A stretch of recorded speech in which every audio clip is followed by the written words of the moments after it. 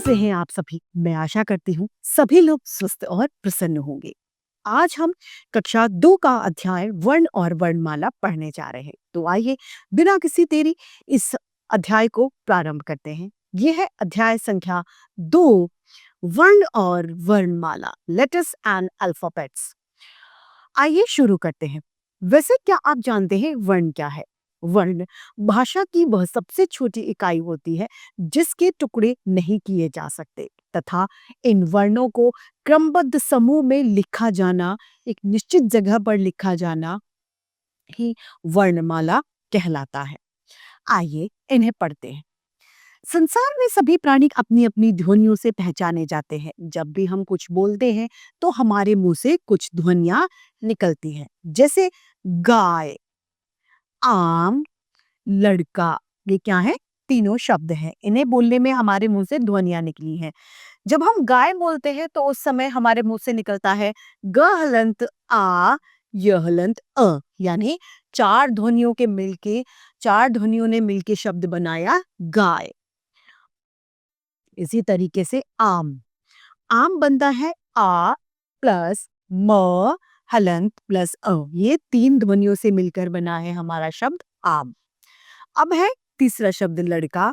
तो ल हलंत अ, ड़ हलंत अ, क हलंत अ मिलकर हमारा शब्द बना लड़का, जिसमें हमने 6 ध्वनियों का प्रयोग किया है।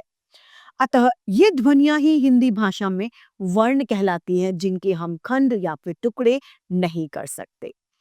यानी भाषा की वर्ण सबसे छोटी इकाई होती है जिसके टुकड़े नहीं किए जा सकते। अगला है वर्णमाला। अगला बिंदु हमारा क्या है? वर्णमाला। हिंदी भाषा के क्रमबद्ध वर्णों के समूह को ही वर्णमाला कहा जाता है। वर्णमाला को 2 भागों में विभाजित किया गया है। क्या? 2 भागों में। के कौन कौन से? पहला है स्वर और दूसरा व्यंजन।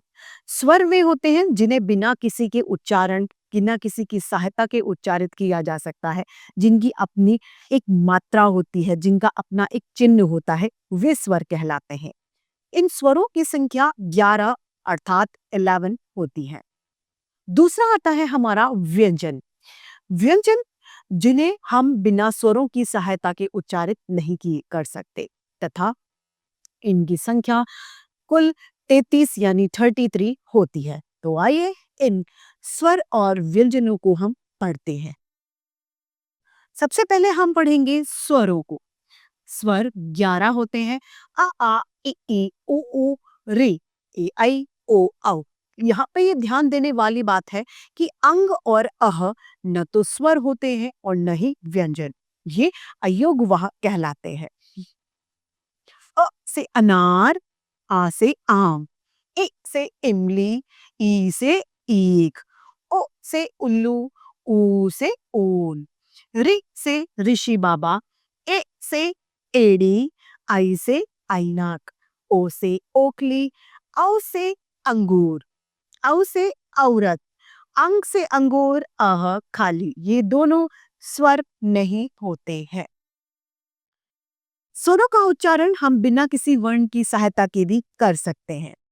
अगला है हमारा व्यंजन। इनकी संख्या 33 यानी 33 होती है।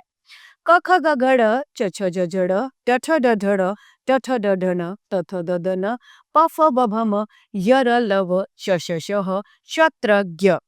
ये व्यंजन होते हैं। आइए इन्हें विस्तार से पढ़ते हैं।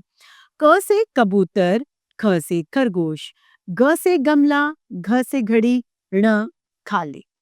च से चम्मच, छ से छाता, ज से जहाज, झ से झंडा, ण य खाली।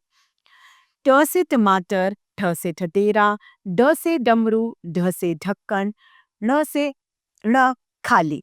ड और ढ अतिरिक्त ध्वनियों में आती हैं। त से तरबूज, थ से थाली, द से दवात, ध से धन, न से नल।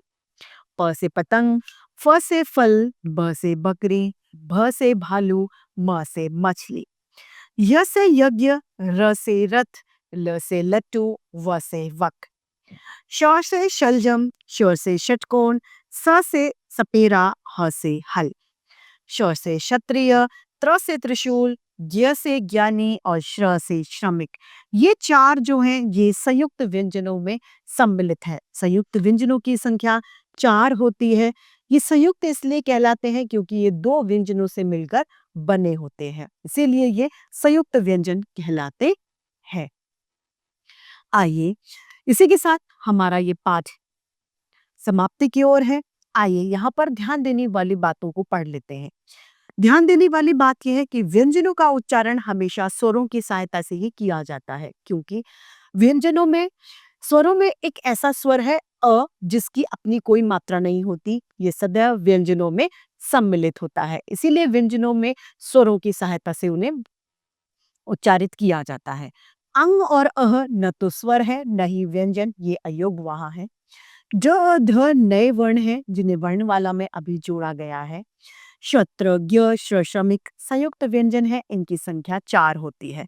इन सबको मिलाकर अब हिंदी में कुल 52 यानी 52 वर्ण होते हैं। तो इसी के साथ हमारा ये अध्याय समाप्त होता है। आइए इसे एक बार दोहरा ले और जान ले कि हमने इस अध्याय से क्या सीखा।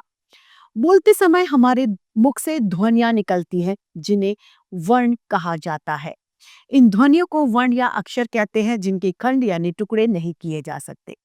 हिंदी वर्णमाला में 2 प्रकार के वर्ण होते हैं, पहला स्वर, दूसरा व्यंजन। वर्ण भाषा की सबसे छोटी इकाई होती है। तो इसी के साथ हमारा यह अध्याय यही समाप्त होता है। फिर से ऐसे रोचक अध्याय आपके समक्ष लेके प्रस्तुत होते रहेंगे। आज के लिए इतना ही, फिर मिलते हैं। धन्यवाद।